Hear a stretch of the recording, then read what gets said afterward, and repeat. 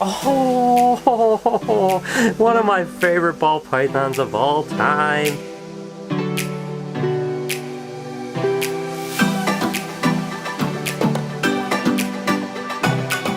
Hey, Laurie, say good morning to everybody.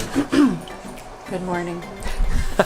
Welcome to the vlog, everyone. I hope today is going to be amazing for you. Today is a little bit of a hybrid day for me. I'm here at the shop for a couple hours. Then I have to actually travel to North Carolina for a business meeting with Reptile Prime. Exciting things ahead. I will share as much as I can with you guys, but I hope that the start of your day is amazing. It's going to be a really cool day, I think. I'm going to get into some snake work, and then I'm going to hit the road. Alright, so guys, I am excited and I'm gonna do a snake unboxing. Now let me just tell you, so I have a buddy of mine that has a bunch of really cool ball pythons and he's just doing it for fun. I mean, he doesn't do it as a business or anything like that. So what happens is he produces a bunch of clutches each year and then he just sends them to me and then we work out a fair wholesale price and I pay him and stuff like that. But, you know, it's not about the money to him and I get excited. So when he sends me a box, I literally have no clue even what's in it. I mean, he doesn't even tell me, just a couple clutches. So let's go ahead and open these puppies up.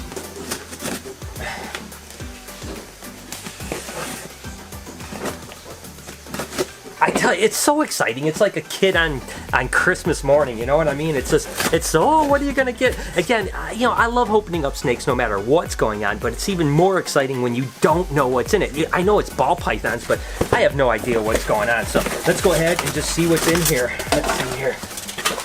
Okay, we have 3 bags. One's not marked.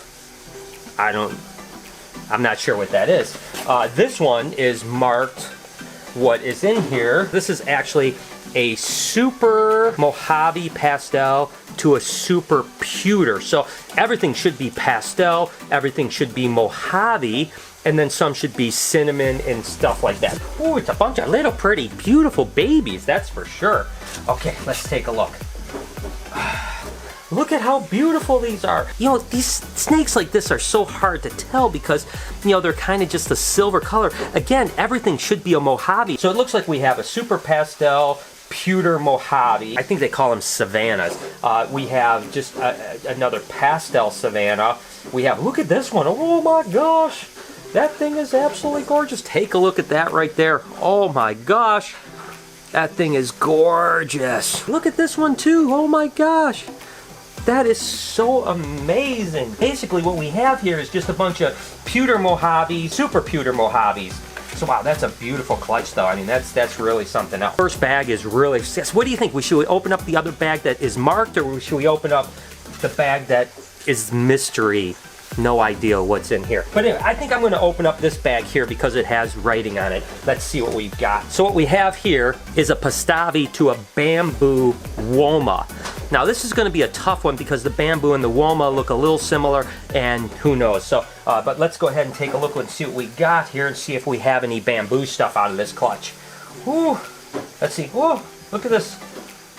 Oh gosh, this is a weird clutch right here. Wow, I have a feeling that something else snuck in this clutch because this says a Pastavi to a bamboo. This is a fire ball python. I think another male might have got in the mix here and been the father of this clutch because this is a fire. This is a normal ball python for sure. This is actually a firefly, so it's a fire pastel. This again looks like maybe a fire pastel, and then this one, ironically enough, looks kind of like maybe a fire super pastel. So definitely not the breeding that we thought. And that happens with ball pythons. Sometimes you can breed a ball python to a male, but it retains sperm from the year before, or maybe a male got in there one time and bred and it retained sperm, even though you saw 10 breedings from the one male that bred one time. So this one is definitely fathered probably by a firefly something, because there's a bunch of fires and pastels and there's really nothing else. Now we've got the mystery bag. No idea what is in this bag, but we're about to find out.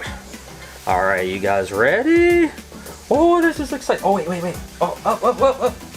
Oh, look at this pretty little monkey.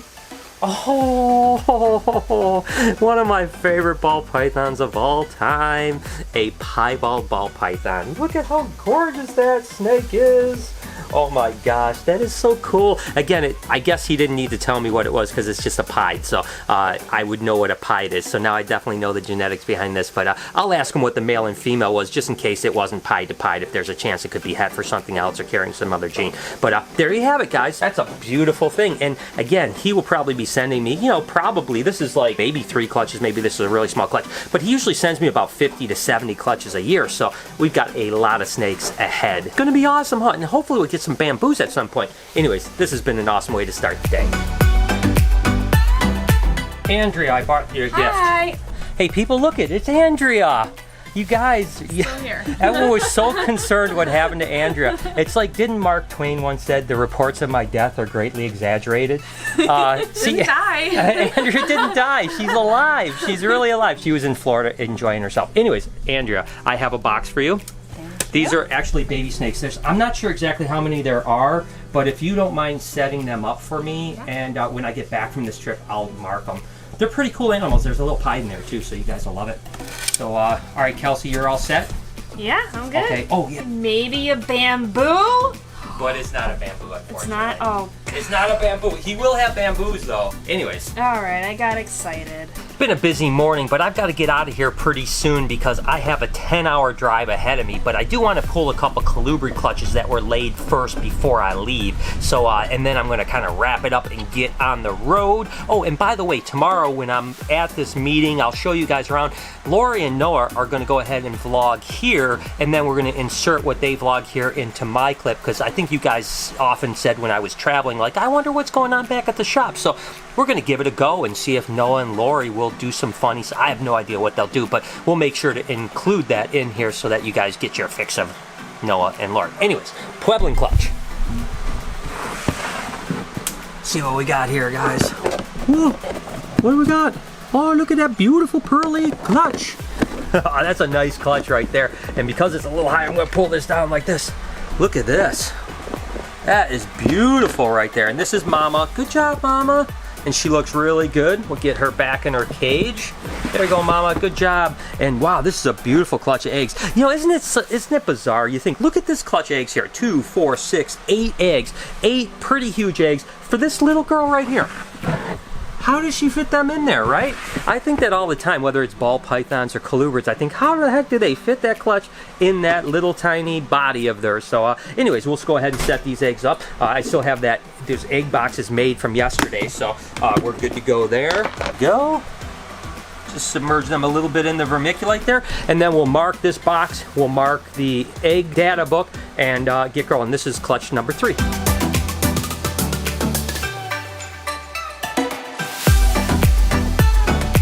Okay, and then we had that Mexican Black King that was laying yesterday that just had like 1 egg out, so I left her alone. Let's go ahead and pull her clutch.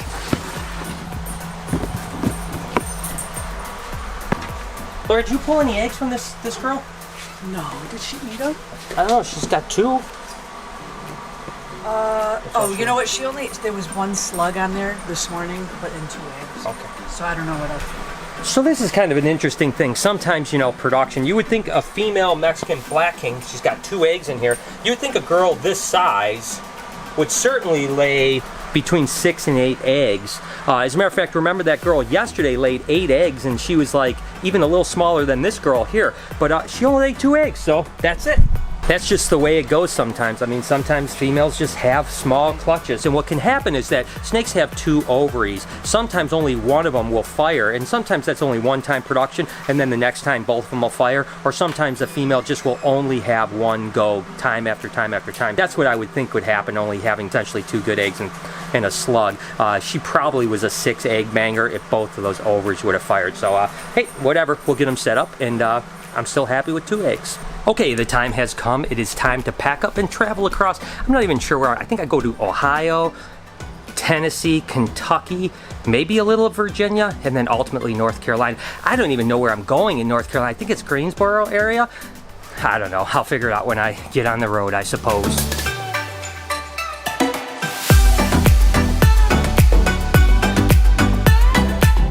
So you guys know that I really don't like to fly. So I have this rule that anything under 10 hours, I would rather drive than fly. Even though it's really like maybe an hour and a half, 2-hour flight, the truth is I live an hour from the airport. You have to get to the airport 2 hours early. By the time you get off the plane, get your luggage or whatever, you get your rental car, you really, even a 2-hour flight, you have about 7 hours into it from my house. So my point is that if it's less than 10 hours, I would rather drive because, yeah, it costs me 2.5, maybe 3 more hours, but then I have the flexibility of leaving and coming and going and doing whatever I want, stopping whenever I want. Not to mention, I just don't really like to fly that much, so that's why I'm doing this 10-hour drive. And literally, I get there late tonight. Right now, the GPS is telling me I'm going to get in about midnight, which is not something I'm really excited about, but I literally have maybe about a 3.5-hour meeting tomorrow, and then I drive straight back home. So would you guys drive 10 hours plus one way to have a 3.5-hour meeting and then just drive back? Or would you fly? Or would you just say, no, I'm not gonna go, we can get on the phone and take care of this? But this particular meeting is pretty important and I'm there in person. So I'm meeting up with my cohorts in crime with Reptile Prime, and we're taking a look at a business relationship with a guy that I respect tremendously. And as a matter of fact, I'll show you his place tomorrow. I think he has some animals there, so I'll show off his animals and just show off some of his cool stuff. So it's gonna be really cool. Regardless, still have a very long way to go. GPS is telling me about 9.5 hours.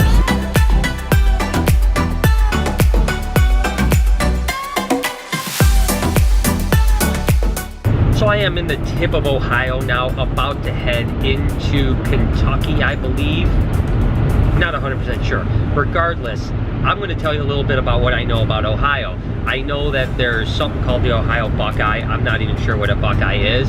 I know that my favorite zoo is in Columbus, Ohio. My friends there, including Jack Hanna, are awesome, so I love that zoo. And I know that they are really obsessed with their college football team. That's pretty much the extent of my knowledge of Ohio. Oh, and it's an extremely boring state to drive through, and they drive extremely slow. So there you have it. I'll try to update you when I get into Kentucky or whatever state next, and I'll give you some great knowledge of what I know about that state too.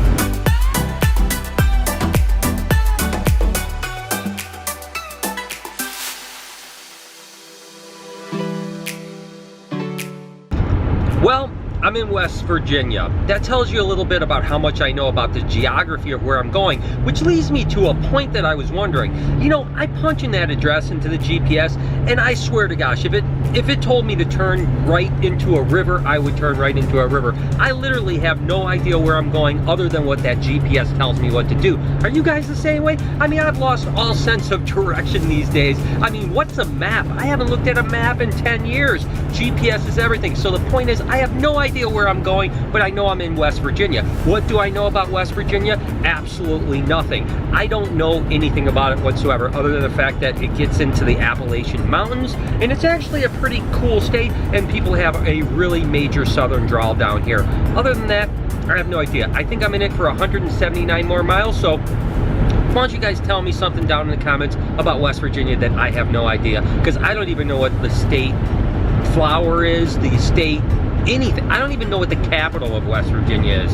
So go ahead and enlighten me, guys. West Virginia, tell me everything you know.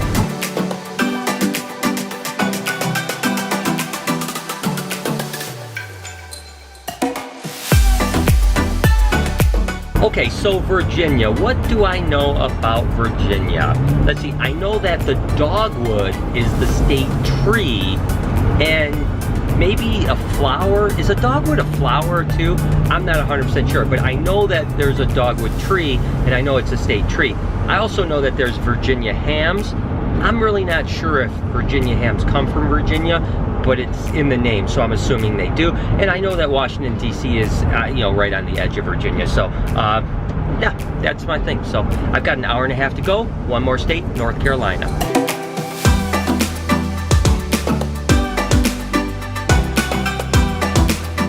North Carolina, I'm gonna woo you guys with some amazing facts. Unemployment rate, 8.8%. Medium house price, $158,000. State capital, Raleigh. State bird, the cardinal. How do I know all this? There's a thing called Google. I am 1 hour away and I'm definitely getting zany. I cannot wait to get to my destination.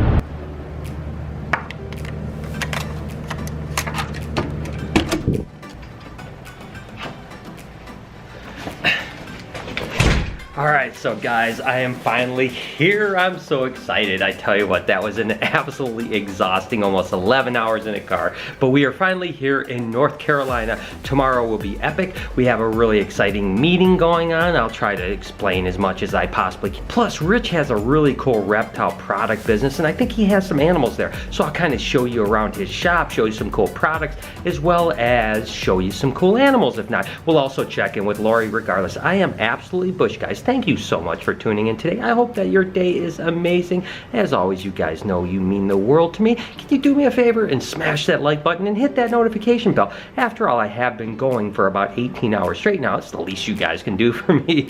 I really do appreciate everything. Make sure to be kind to somebody, and I promise I'm going to see you tomorrow.